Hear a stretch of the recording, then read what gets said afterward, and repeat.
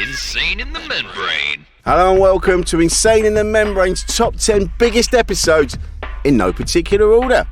We're building up to our third anniversary. That's it, 3 wonderful podcasting years. We brought you some amazing guests in that time, but we wanted to go through some of the best ones. I mean, they're all brilliant. Every episode has been fantastic. But we just want to bring up some of the ones we thought people might be interested in again, because they get buried. There's so many podcasts out there. We've got so many episodes. We wanted to bring these up again. And I mean, there's been 150 episodes, so do you know what I mean? It's a lot to trawl through, I know, for some people. And so some of these names get lost, so we thought we'd bring them back up again. And so here we are. Also, I say a big thank you to our Patreons, because again, we couldn't do this without you. You really are spectacular human beings. Thank you so much for all that you do. We've got Patreons like Ellie Freeman. I'll tell you what as well, on her Instagram, we talk about music all the time. She's got great taste in music. It's a nice one, Ellie. And also, I'm going to have a go at this now. I apologise because I have not seen this name before. And so I'm going to give it a go, and I apologise in advance if I get this wrong. I'm going to say, here we go, right? It's Quillon O'Lion. I hope that's right. It's Quillon O'Lion. I hope that's right, mate, and I apologise if it's not. Do drop me a line and I'll do it properly. It's a beautiful name. It's just I've never seen that name before, and that's not you, that's me. I should be more educated. But thank you so much for everything you do. This is another episode from April 2020. And it was the first UK lockdown. It was in full effect. You know, we were all in amongst it. And he was at home with his family. And the thing is, he's one of the busiest people on the television. He's everywhere. He's doing everything. And bless him, we kept saying, let's get you on. He's like, yeah, we will. I'd love to. And then a couple of times, he rang me. He's like, Rich, let's sort this out. And I'm like, yeah, mate, this is really cool, because you don't want to pester people, especially someone when they're as busy as this guy. So for him to be ringing me and going, yeah, let's do it. Stop mucking around. Let's do it. And I'm like, all right, yeah, let's sort it out. And we did. We managed to do it. And it was a great chat again. He's a wonderful human being, brilliant comedian, just a top dude. So coming up now is Romesh Ranganathan. How's that? Great, as long as Romesh can hear you, that's great. Yeah, I can hear you. Sound beautiful, mate. Wicked. Yeah, and you, man. It's lovely to hear your voice finally. You too. How you find it with the kids? It must be. Well, they must be having a great time. Well, initially it was absolute euphoria in our house when school kicked out. Do you know what I mean?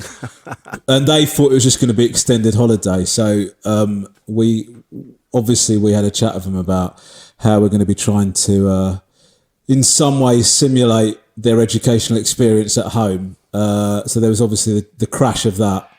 For them emotionally, of course. And then of course, his dad's a teacher as well, so nailed to the floor. Yeah, but last week, towards the end of last week, I would say that their enthusiasm for listening to anything we had to say was rock bottom. And then this week, they've had a bit of a second wind. I mean, it's been all right, but the truth is that, you know, in your head, you think that homeschooling is going to be you being a teacher, but it's not. It's you failing to log into a website that the school has sent home while your kids shout at you. Do you know what I mean? That's basically that is what homeschooling is.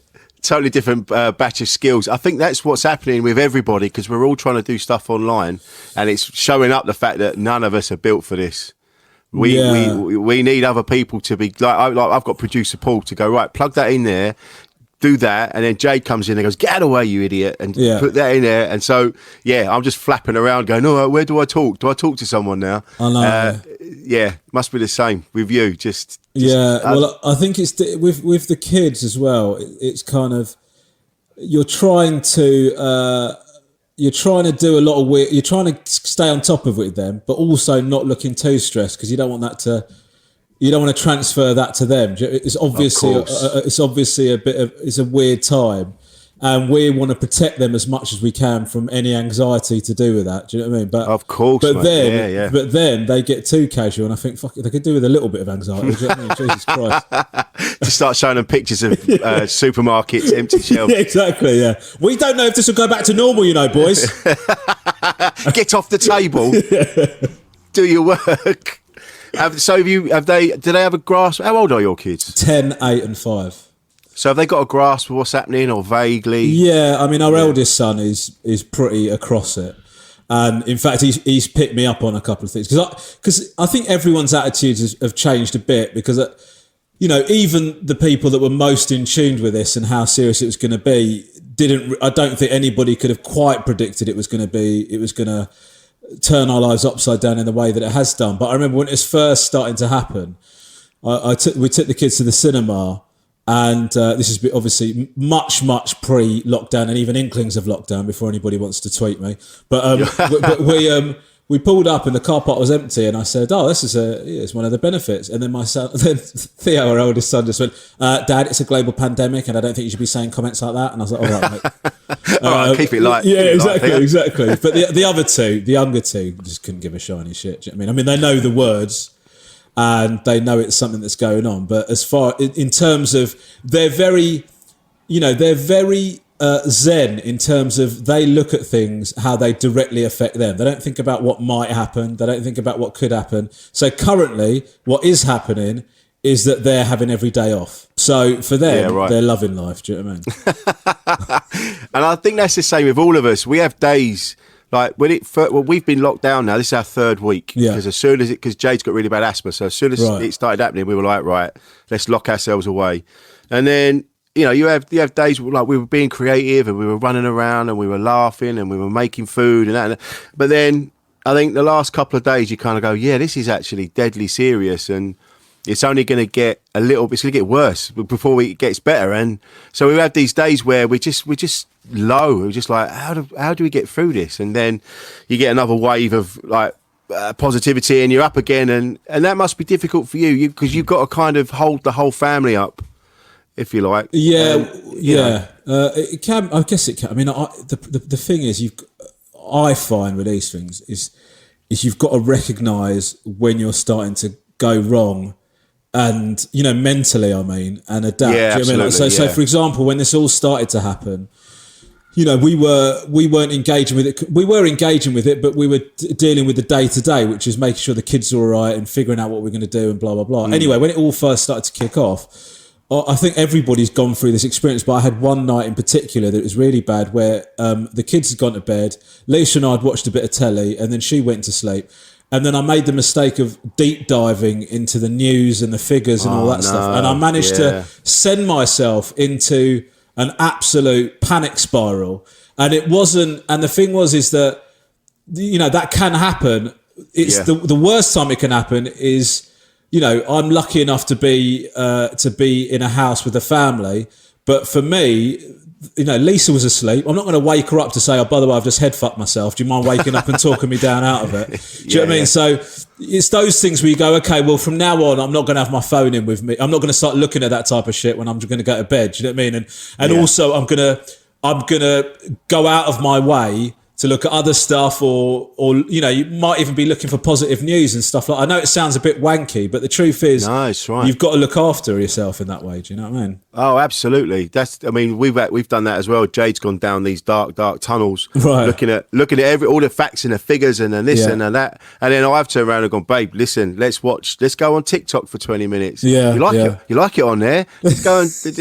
So trying to keep each other, we're keeping each other positive. We've also got Paul Sweeney, fellow comedian and hairdresser, staying with us.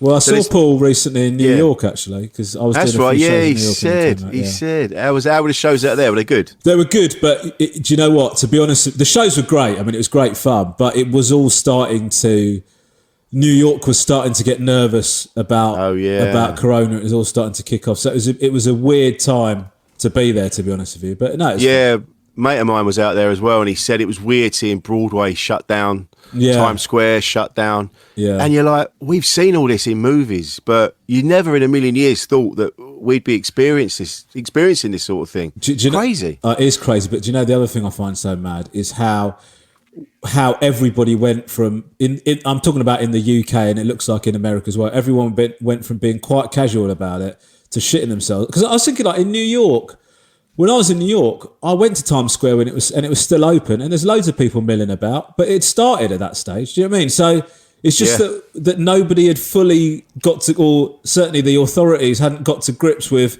how seriously we were going to have to take this. Do you know what I mean? So you sort of think, well, that was it. Now I think about that and I think, well, that was insane. Do you know what I mean? For that one to be open up when it was all out in the open, it seems crazy. And even now, I've got into such a mental state about it that now, even when I'm watching like box sets or whatever, I think, fucking hell, they're a bit close. Do you know what I mean? You can't help.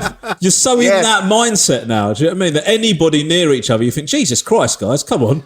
I know. I went out the other day. I went out to get some essentials. I went in the evening because I thought it'd be a bit quieter. Yeah. And we were still doing that. Like we were keeping ourselves 2 meters apart. Right. And we were all queuing quietly.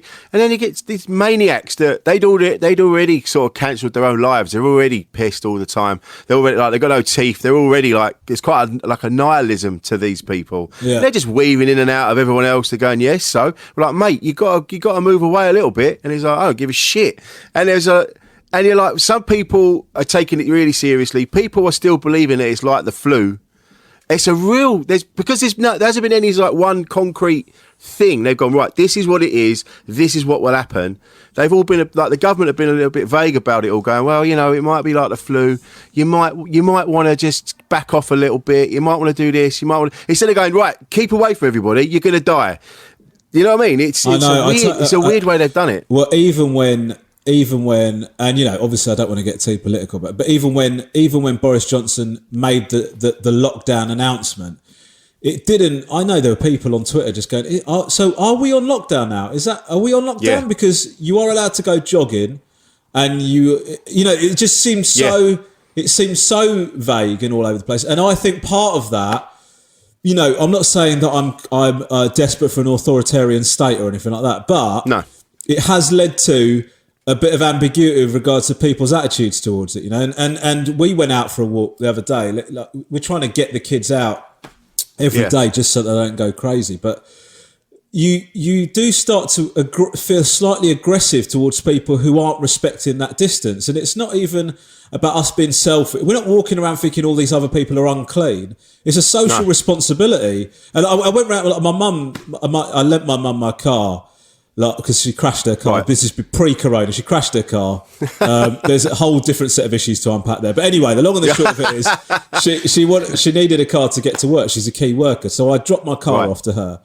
And she said to me, how do I put petrol in it? And then she came out to check, and I ran away from her to stay away from her. But the way she sees it is, I'm being this prick that thinks that I don't want to get whatever lurgy she's got. But I'm saying to her, look, I'm trying to look after you. Do you know what I mean? Exactly. Like, you're more actually, statistically, I didn't say this, but you're more at risk than I am. I'm trying to protect you. The way that you're like, but she took it like, I don't want to catch this. Get the hell away from me, woman. Do you know what I mean? But it's just that that attitudinal difference. Do you know what I mean? People, you know, that whole thing of like that bloke going, I don't give a shit. Well, you know, there's nothing, you know, that whole thing, because we're so used to stiff upper lip and just carry on and we can treat for it. That's not what this is about, man. Do you know what I mean? No. It's not. You're not going to power through this. It's like you've got to follow the instructions, you know? Yeah. You got, and that, like you say, it's looking out for other people. Yeah. Like we've had symptoms, so we've just kept away from everyone. So like in case we infect someone that's got a weaker immune system to us. I mean, I dropped some shopping off to my youngest son over in Kent the other day, and I left it on his doorstep, and we were talking to each other through the front room window, and even he was like, he goes, I'm not coming out, Dad. I'm like, no, you're fine. I don't want you to come out. I don't want you to stay there. But it was heartbreaking, but it had to be done. Yeah. We had to do it. It's how it's got to be. It's such a weird thing to go through, though, isn't it? I mean, that is, you think to yourself, well, because my instinct is, well, fuck it, it's my mum. Do you know what I mean? Like, you sort of think, do you know what I mean? Like, you sort of think, like, it's family. Like, for you, going to see your son, you think to yourself, well, I should be able to, like, we don't have to obey the rules. It's my son. I'm going to go hug my son. But you can't think like that. It's a way of thinking that I don't think most of us in our lifetimes have ever had to experience. And so that's why it's such an adjustment, you know? Oh, absolutely. I think in the last few years, people have been shown to be more self-centered than they should be or usually are, and then this on the top of all that now has really shone a light on like the amount of like the stockpiling that people did, and not really giving a shit about people that don't have time to go shopping because they're too busy looking after the relatives that are ill, and it's really shone a light on humanity. I think a lot of people have said this. I think this might do us a favour. in some respects, it might make us realise how privileged we are, and hopefully change our behaviours. I wonder if it might, but it's difficult, with this, because obviously everybody, people have been talking about this stockpiling and people are doing it, and I've seen it, and obviously we've all seen it. Yeah. And you I flip between being annoyed at people for being so short-sighted and so selfish that they would do that, but then also thinking to myself, well, I don't know how well-informed everybody is. I mean, I'm actively looking to find out what's going on and what we should be doing, as are a lot of people. But certain people just want to disengage from that, and I do respect that. I respect if you just want to go, well, I'm told what I need to be told, and the rest of it I don't want to know about. And so you do sort of think, well, if that information hasn't been disseminated properly, you are going to get people who are just shitting themselves and think, fucking hell, I'm in the shop now, I'm worried about my family, and then they just end up, they don't even think about the knock-on effect of that. Do you know what I mean? They might not even know what the situation is. And so it's kind of that thing where you think, well, I don't know, there's so many grey areas with regards to this, and I hope that, at the end of it, we sort of all come out. I totally agree with you. I think one of the things that might come out of this is an increased sense of empathy amongst society, and that would be a nice thing to see, I guess. Yeah, I hope so. That'd be a nice thing to do. Yeah. It's a shit way of having to do it, but hopefully, that's what will happen. You certainly wouldn't do it by design, but if that was an accidental fallout of it, then that'd be great. Yeah, a nice little byproduct of this madness. But it's nice that you've got people around you can talk. I thought that's what's happening as well. I'm hearing from people that I've not spoken to in like 10 years. I'm getting messages from people. People are really starting to be there for each other and just going, look, man, I'm really sorry. Life got in the way. Yeah. And then people that I've had beef with, not nothing major, but just people like, I don't really need to speak to that person. Bridges are getting rebuilt, and it's a nice thing. And you've got your wife as well. And are you finding it easy to talk to each other about stuff? Yeah, I think so. I mean, I've Lisa and I have been guilty, as I think a lot of couples are, of sometimes not fully engaging with each other, even when we're at home together. You might be looking at your phone or you're doing whatever. And I think that, every now and again, to be honest with you, I'm talking about non-global pandemic times, but normally we'll check ourselves and go, hold on a minute, we've not really been chatting to each other properly. Let's make an effort and blah, blah, blah. And let's, put the phone somewhere else or whatever.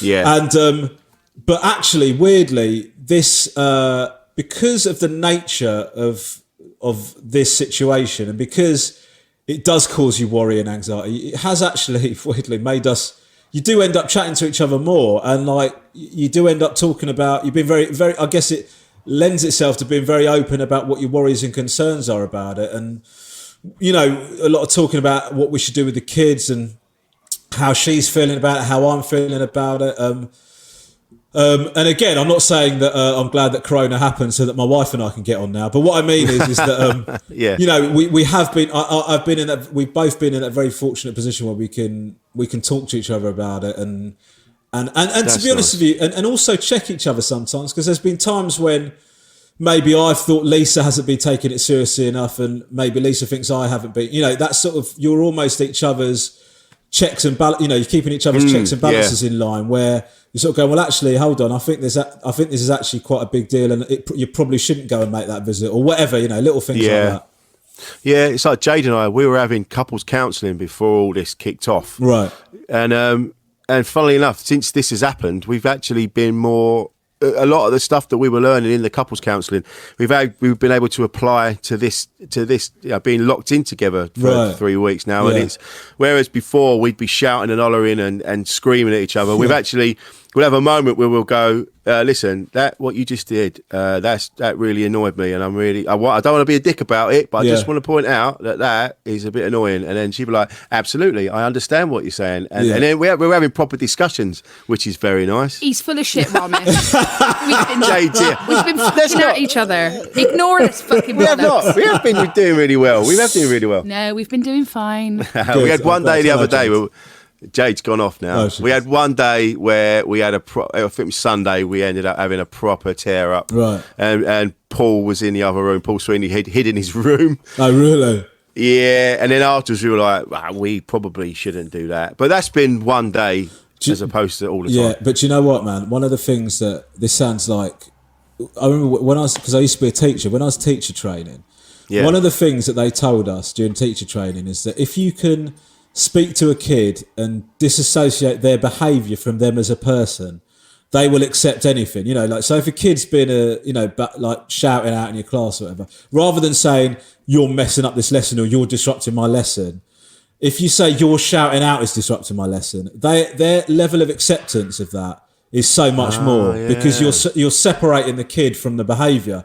And weirdly, I do think that is true of everything. You know, like I think, in relationships and when I'm dealing with our kids and when Lisa and I are chatting to each other. Listen, Rich, I don't want to put you under any illusion that we've got things right. I mean, fucking hell. No, of course not. We fall out. Do you know what I mean? Yeah, you're human beings, mate. Yeah. You're human beings. But I do think that those things where you can go, you can go, my being a prick annoying Lisa is not me that she thinks I'm a prick. It's just that thing that I did fucked her off. Do you know what I mean? And it's that kind of thing where your ego wants to defend yourself. Do you know what I mean? And so when somebody comes at you about something, you immediately think you're getting at me, and then you kick back, and it's that, and that's your default. We're hardwired almost to behave like that. Do you know what I mean? And it's kind of absolutely. I'm not saying I've cracked it. I am absolutely abysmal to be in a relationship with. I'm pretty sure of that. But the truth is that kind of trying to on occasion trying to step out of that way of thinking is helpful, I think. But I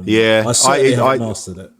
No, me either. I think, like you say, like when we're arguing and Jay, or say for example, Jay's kicking off and doing this, that, and the other. Yeah. And I have to turn around and go, right.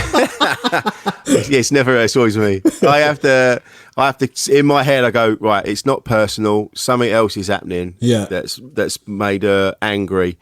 And then it's trying to come at it that way, trying to go, right, what is it then? She's glaring at me now. but often, mate, but the truth is like sometimes all it takes is, like, I've been in the middle of like expressing my views to Lisa, and then I put myself in her shoes and I think, I do completely get it from her point of view. I know that sounds simple, but it's a matter of, I don't know, getting out of your raised emotions to try and actually look at it logically. But I mean, that helps. But the truth is, when you're tired, when you're anxious, when you're worried about shit, when stuff's piling on and you feel like, it's getting a bit overwhelming, you haven't got the wherewithal to put those skills and techniques into motion. Do you know what I mean? You just fucking react. You just shoot from the hip. Yeah, and so, it's easier said than done most of the time. Oh, absolutely. But I was saying this, I was talking to someone just now before we were doing this, and I said to them, it's there's no destination with being a human being. You're just always trying to improve and be better and trying to keep the shit bits to a minimum all the way through your life, and then one day you're not here anymore, and that's what you're always trying to do. So you'll have a hand on it one day, but then the next day you might, like, your sugar levels are low or something else has pissed you off. And totally, man. Man, it's so complicated, isn't it? It's so complicated. But I think communication is so important, and that's all we can do is try and talk to each other and just, I don't know, man. It's hard, isn't it? Well, it is. But in the same way, like I always, my dad passed away a few years ago, and so my mum's on her own, and I know that I've been guilty before all this happened. I've been guilty of calling my mum functionally, just going, "You're right," and just having a quick check in with her, because I know that you're supposed to do that. That's what almost dutifully, rather than wanting to chat to her. Whereas now, I think because I know I'm not going to see her, we're actually having proper chats, and amazing. And that does happen. That has happened. I'm not saying that's the first time it's ever happened, but I think you take those. I don't know. It makes you take it for granted a little bit less. I think. That's certainly the effect it's had on me. Yeah, and I think because my dad's 74 now, right? And Mum said yesterday she put a thing on Facebook going, "Our dad was gardening, and now he's got a septic finger. He's had to go up to the hospital." And I'm like, "Why are you gardening?" What? Whereas before I'd be like, "Oh, these idiots out in the garden." Yeah. And now I'm like, "Dad, you could die from that now. What are you doing? Sit down." So we were having proper conversations as well. But but it was before. I was like, I better ring my mum. I haven't rung her for a couple of weeks. Exactly. Yeah. No, but you do that. I mean, you sort of, it's a horrible thing to admit, but sometimes I do think, well, I should phone mum. Do you know what I mean? And so you do it, and then you have the chat, and it's always, don't get me wrong, I never think, oh, fucking hell, this is a chore. I do enjoy chatting to her, but of course. You're not doing it because you want to. You're doing it because you feel like you should, and then once you've done it, you almost tick it off a list, which is not how it should be. Do you know what I mean? But you seem like you've got a nice relationship with your mum anyway. Like the stuff I've seen you do on telly. Yeah, things like that. So that's nice. Yeah, my mum's great, man. I mean, the truth of it is that my dad was not great to my mum, and they were very close by the time he passed away. But he put her through inadvertently, not deliberately, but he did put her through a lot of shit. And she, for a long time, single-handedly raised my brother and I, and so. I owe her the absolute world. So there is nothing. Man. I mean, it's difficult, isn't it? Because sometimes Lisa, she'll say to me, "Fucking hell." Like, your mum could literally ask you anything and you'd go and do it. But to me, I think to myself, well, I owe her so much. Do you know what I mean? I'm probably bad. If my mum said to me that she wasn't sure how to put petrol in her car that she's been driving for years and years, I'll go around and do it for her. And then Lisa would be like, come on, Ron. Do you know what I mean? I think she might have just wanted you to go round, to be honest with you. Do you know? I think that was the same. My dad's the same. I mean, my dad's still with us, and he had a terrible upbringing. Right. And I think the shadow of that loomed large over our life when he was growing up. He's a very angry man when we were growing up. He's a diamond as well in other areas, but he was a bit moody. He did inadvertently took it out on the family. Shit that had gone on with him when he was a kid. So it's we're getting on better now, but he's been a very angry man for a very long time, and it's a because at the same time we go, it's me dad. I still love him, and he's done enough good stuff as well. Yeah, well, sort of make and I don't know if that was the same with your dad. Yeah, well, the truth is my dad he cheated on my mum a lot, and he was having this long-term relationship with another woman, and he ended up going to prison, and we ended up we were living in a bed and breakfast for a bit. Went through the council house system. Oh wow, man!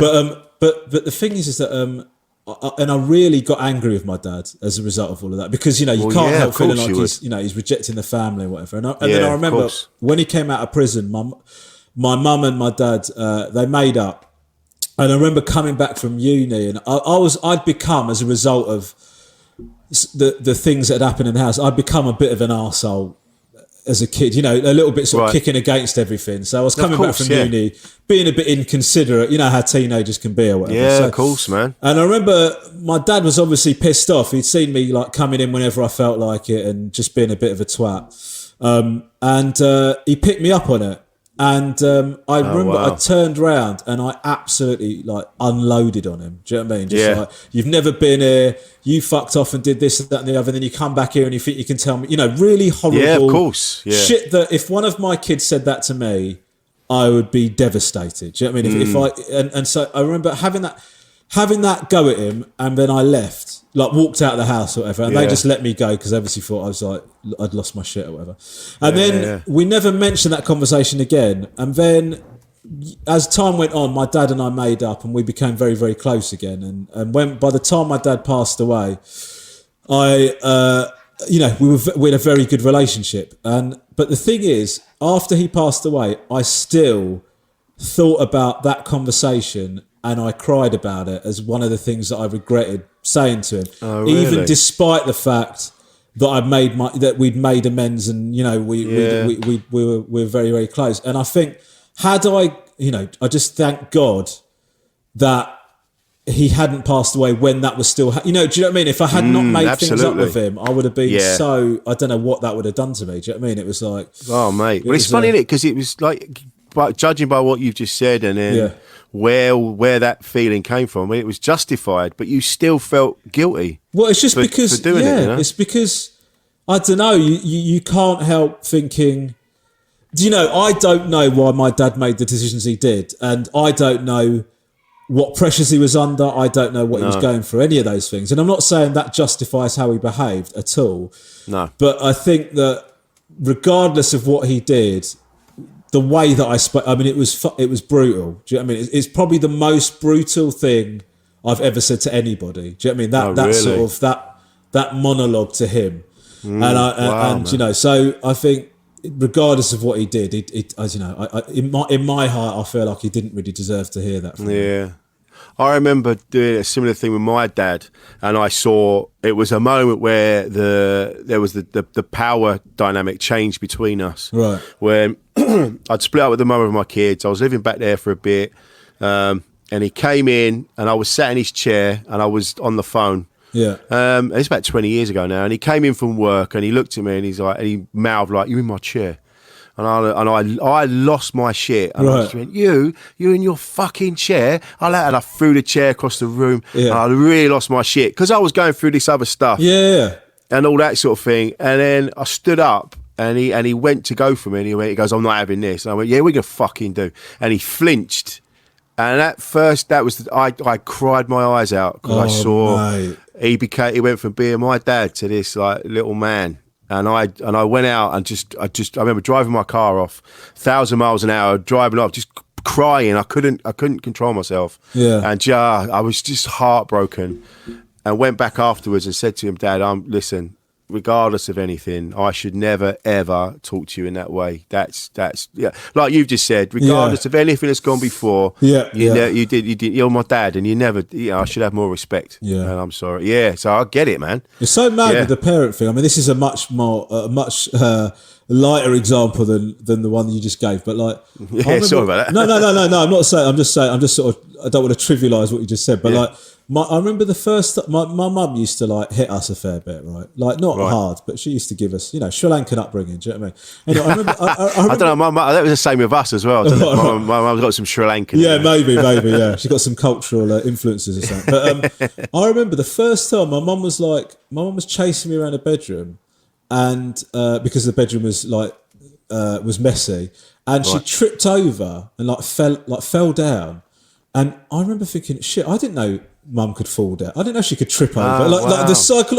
I just thought my parents were so perfect. I didn't see them as people. Do you know what I mean? You see them as these infallible, these infallible beings that always get everything right, and their judgment is impeccable and all that. You go through that as a kid. That's what you believe, and then obviously as you get older, you realise that they're just regular people. Do you know what I mean? They make mistakes and stuff like that. But it's such a weird thing, isn't it? Those little changes in your perception of your parents are so mad.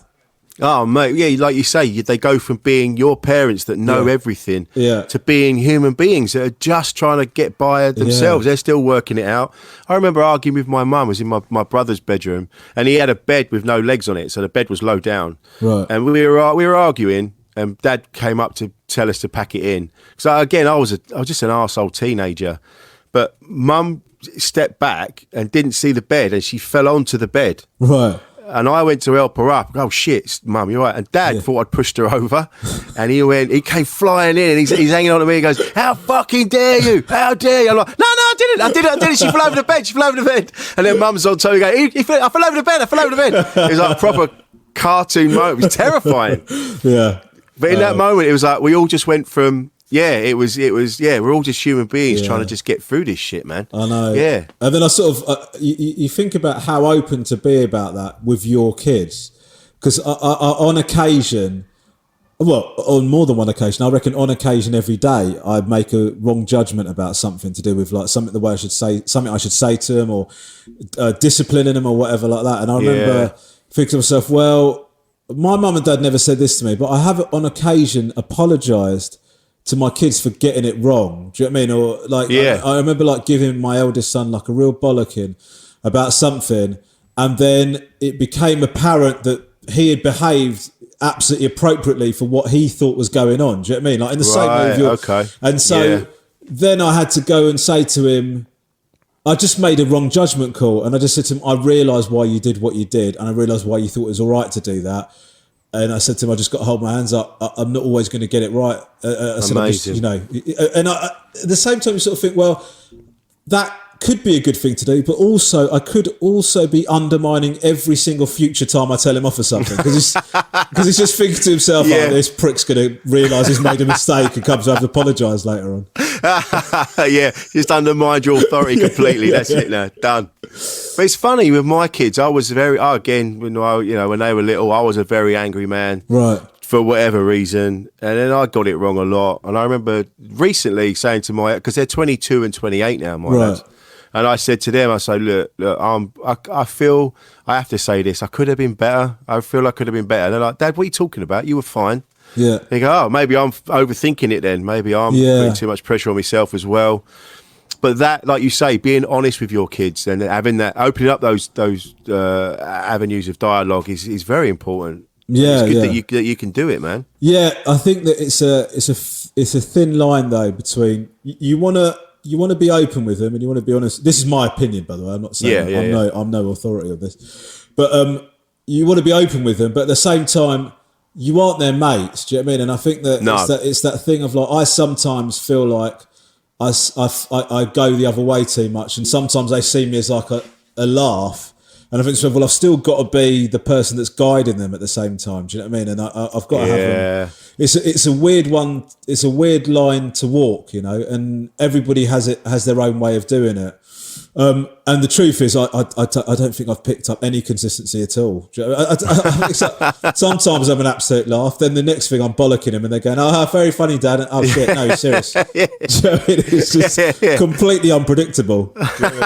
That's what they want. Yeah, Dad's a nutter. Yeah, exactly. He's a fucking maniac. One day I'll laugh at that. The next day I'll smash you in the face. You just can't tell with him.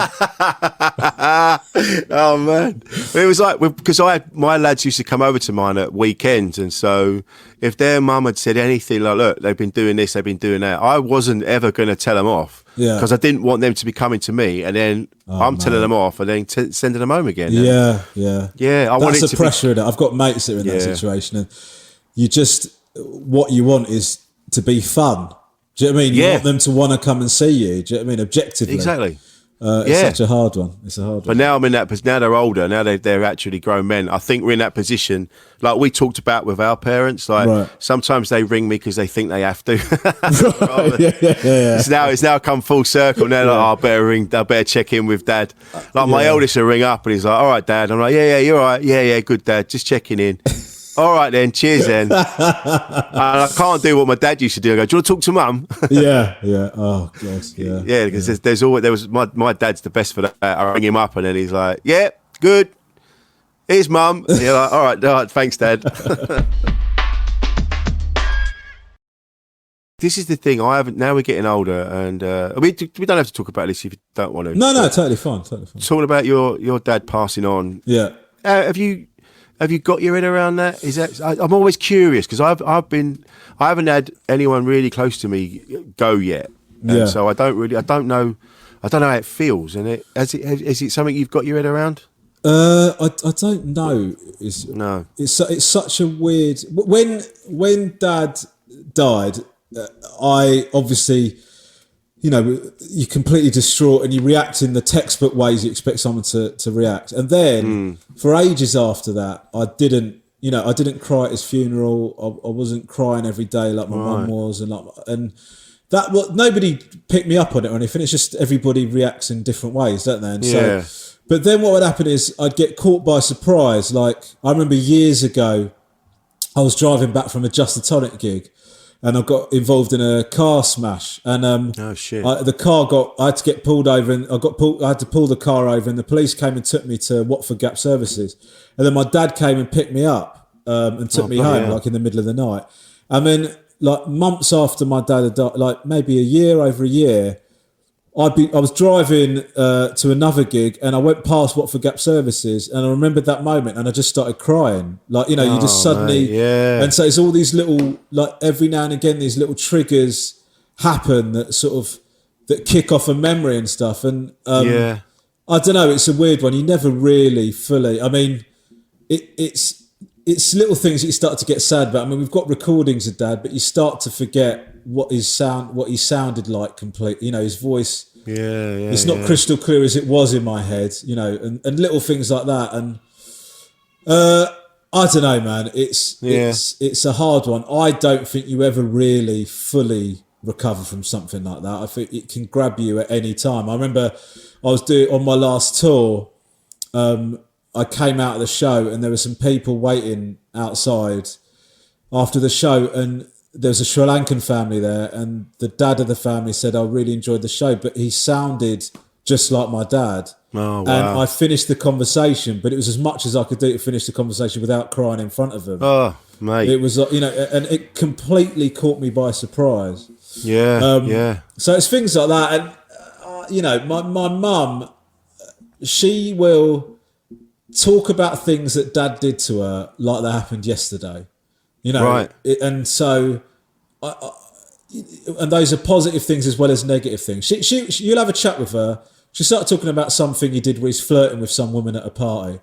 And she'll talk about it like she's planning on chatting to him about it this evening when he gets home from work. And I'm like, Mum, there is no point in getting angry about this anymore. Do you know what I mean? It's like this is totally needless.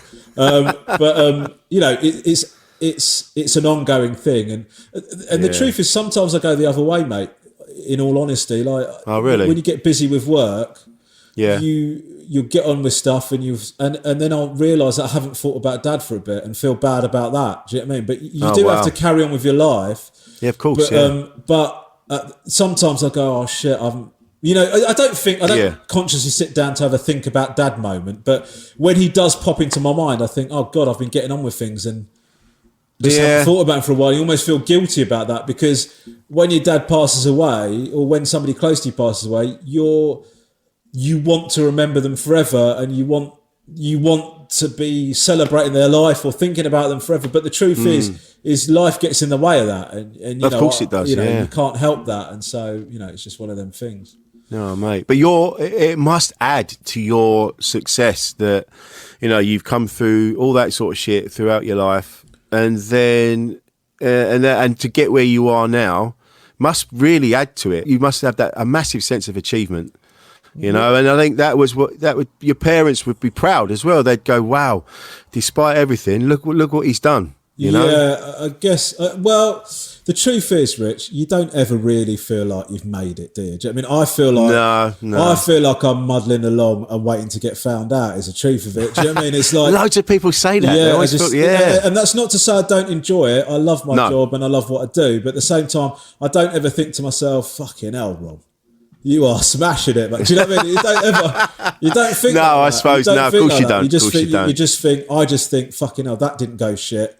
I'm going to do this. I'm going to do this next thing, and I hope I don't get found out on that one." That is honestly my attitude. I think that's everyone's attitude to it, regardless. I think you're.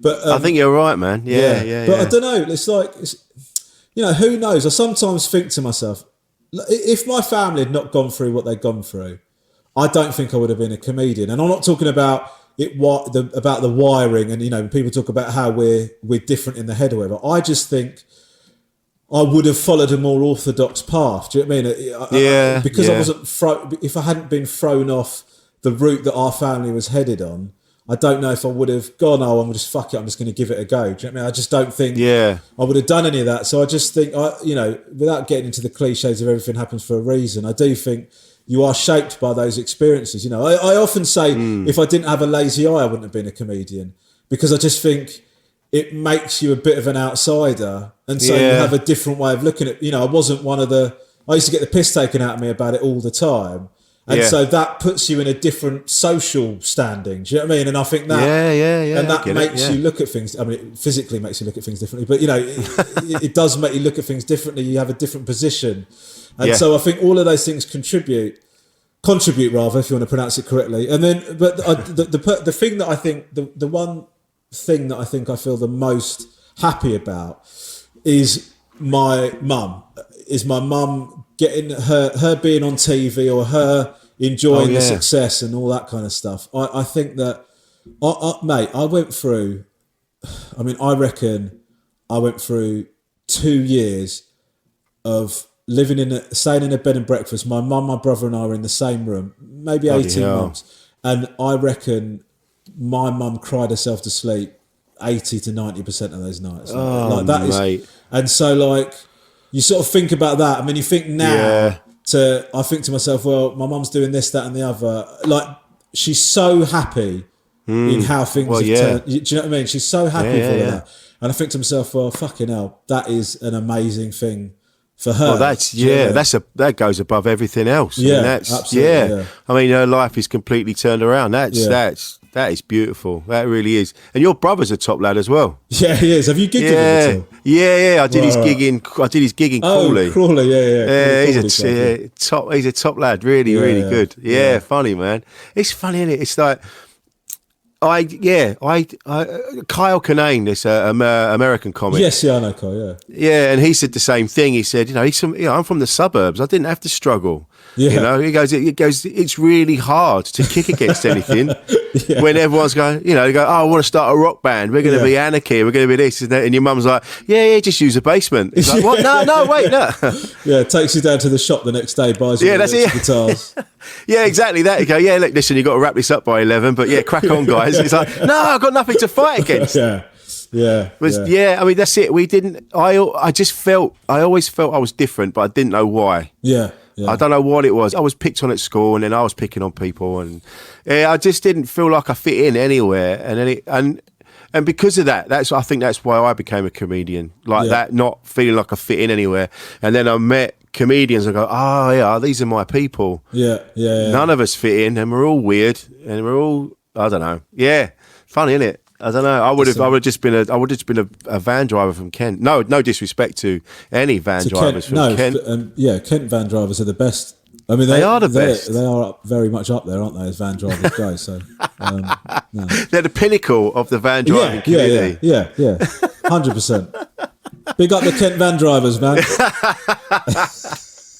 And you got your hip hop as well. You're a big fan of hip hop. Yeah, I love it, man. I got into it a bit when I was a kid because everyone else was. I kind of knew bits and bobs. Yeah. But it's only recently I've been going back and having a look. And my son bought me Midnight Marauders from. Right. Yeah, it's an amazing album. I think that the way that you're describing it is true of a lot of people with hip hop in terms of of our age. I mean, who were into it when they were younger, and then sort of thought it sort of got away from them a bit.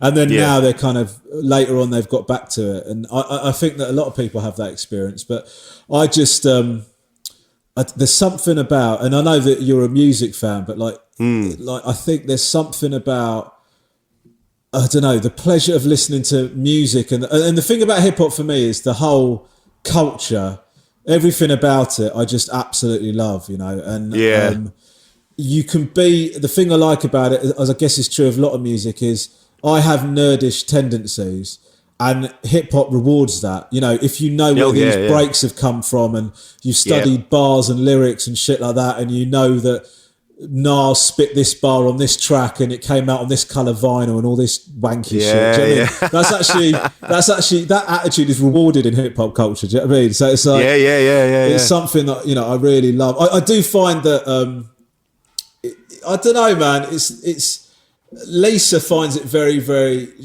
sometimes it depends on the type of music, but sometimes I'll be listening to hip hop and Lisa will look across at me like, I can't believe a grown man thinks this is music. And then other times, like when it's something like Midnight Marauders, like Tribe or The Roots or a band like that, she actually will say, actually, this is quite good. But all of that kind of, the real, I guess the kind of the stuff that people stereotypically attach to hip hop, that kind of beats and like crime raps and all that kind of shit. She just looks at me like, you can't, I can't believe you would put this on. It's insane. Get off the bonnet of the car. Pick up your fivers. 100%. But that's what I love about. I love music that changes the landscape. So hip hop exploded, and it changed the way people dressed. It changed it brought back into the limelight people like Herbie Hancock and not because they were getting in on it, but the riffs and the breaks that they were it was theirs, So I got most of my musical education from hip hop and listening to the blues and all that sort of thing. Because you go, because you'll put something on and someone will go, well, that's blah blah blah, and you go, really? And then you go looking, and that's what I love. And that's why I love music. I have music on all the time. I was talking to Scroobius Pip about this. and we were saying, because a lot of people I grew up with now, they're all racist and homophobic, and they're all sexist, and they're horrible. And you're like, how did you grow up like that? But I didn't. But I grew up with you. Yeah, and I think it was to do with. I think it was to do with music. You know. Yeah. I think you're totally right, man. Listening to people like Erasure and Jimmy Somerville and Frankie Goes to Hollywood, so you knew about the gay scene, and then you listen to hip hop on the blues, and you'd know about that. And I think music is so important. Are your lads into it? They're not into hip hop in the slightest. No. It's an absolute bane of my existence. But I don't know if it's like, I don't know if it's them kicking against. I don't know. I mean, they find it they just find it utterly boring, to be honest with you. Like, they are into music, but they're into. I mean, my eldest son, he's starting to have a bit more of an actual interest, whereas the other two will just listen to whatever's on the radio a lot or whatever happens to come on. They sort of get into. But even the hip hop that my eldest son listens to is shit. So, do you know what I mean? So it's like, is he listening to modern hip hop? Is he? Well, I mean, I like modern, but it's a specific type of it that he's just into this like. It's not for me, Rich. I've got to be open-minded about it. It was not made for me. And if I liked it, the people that made it would probably absolutely be fucking devastated that a fat dad in his 40s was into their music. Do you know what I mean? So that's it. There's got to be that generational thing. Exactly. We're supposed to turn around and go, no, that's shit. Exactly. You don't get it, Dad. Whatever. I think they'll be absolutely delighted to know that I hate it. So what's that? Are you working on anything while you're on lockdown? You got any projects going on? Well, I'm about to try, and we're about to do this second series of this show, the Ranganation, that I did for BBC Two last year. Oh yeah. And we're trying to figure out. I guess we're going to try to figure out what incarnation that'll take because of obvious limitations. So I'm working on that at the moment, and then just various bits and pieces, man. I'm taking the opportunity to try and write some stuff, but the truth is, my good intentions of. I mean, I was so aspirational at the beginning of this lockdown. I mean, same, yeah. The things I was going to get done. Do you know what I mean? It's just. I mean, I know this is the case with everybody, but I really did. I was thinking, I'm going to structure my day. I'm going to have this, that, and the other done. And to be honest with you, mate, it's actually contributed a bit to my anxiety because I like to feel like I'm cracking on with stuff, as I'm sure you do. You know, we all want to feel like we're working with stuff and we're getting bits done. And then what would happen is I would get to the end of a day. And I'd feel like I hadn't done anything, and I start to go to bed like shitting myself about how I hadn't done anything. Like, do you know what I mean? I mean, it was only same. Yeah, and it's only when I saw a tweet or a couple of people said something like, "It is okay to just get through your days on occasion." Do you know what I mean? You don't have to be working on a novel. You don't have to be working on a screenplay or whatever the whole time that we're on lockdown. Do you know what I mean? It's like exactly, man. It is enough just to fucking get through, because the other thing is you've got this anxiety of the circumstances running in the background the whole time. Do you know what I mean? And so it is going to affect you, even if you're not actively thinking about it. It is in the background. So I think you've just got to be kind to yourself in that way. Do you know what I mean? Without sounding too wanky, but I do think you do have to just go, oh, do you know what? If I've done fuck all today, I've done fuck all. Do you know what I mean? But we're in a weird situation. Do you know what I mean? Let's just try and get through it. I keep seeing comedians, they're all doing live this and this, that, and the other, and I'm just sitting there going, I've only been up 10 minutes. I don't know what. Oh God. I haven't written a note of I haven't written anything to do with my book or anything like that. But yeah, like you say, you've just got to let yourself.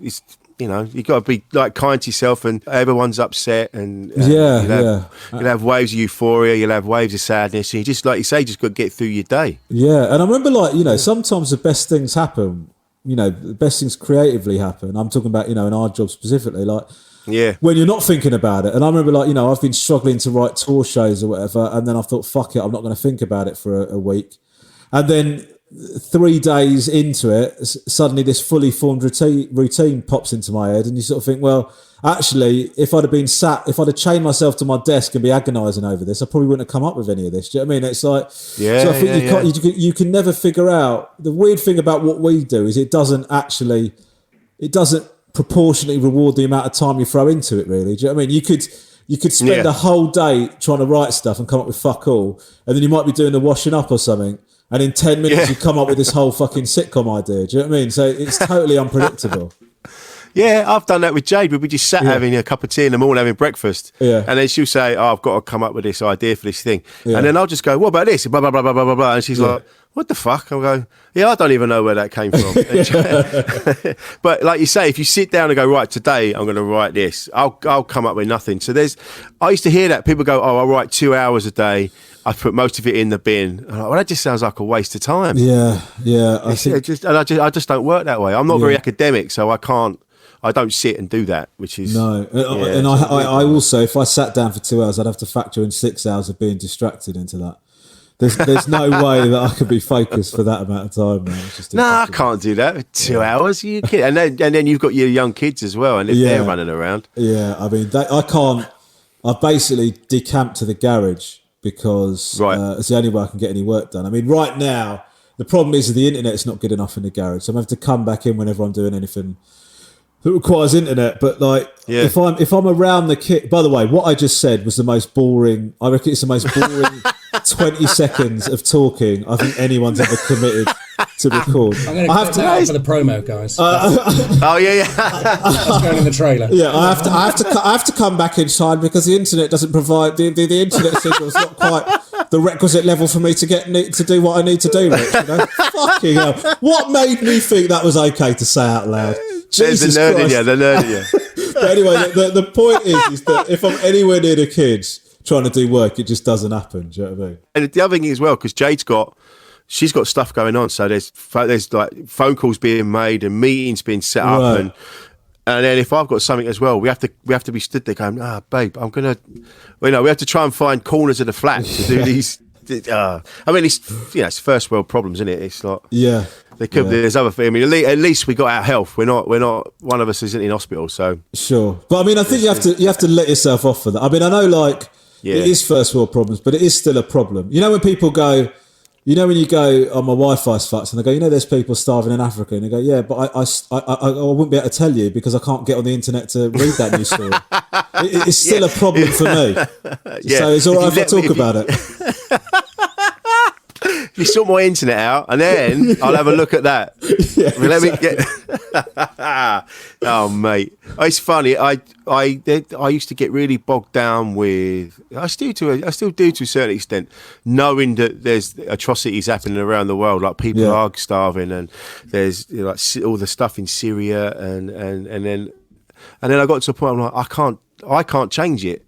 Me sitting up all night worrying in bed doesn't help them and doesn't change it. I don't know what to do. It's such a difficult thing because when you actually engage properly with all of the things that are going on, you actually start to think, well, how the fuck can I, with a clear conscience, live my life and not have it devoted to try and sort something out? Do you know what I mean? Like, why am I? Yeah. How are we doing comedy when shit like that's going on? You just, it's very, very difficult. And I think you're absolutely right. You have to go, well, I can't do anything. And then if you try, what I found is like, I had that same thing. And then I actually think it's doing something, doing something locally or doing something that you can affect some sort of change. So for example, I went for a similar thing, and then we've got this food bank and this homeless centre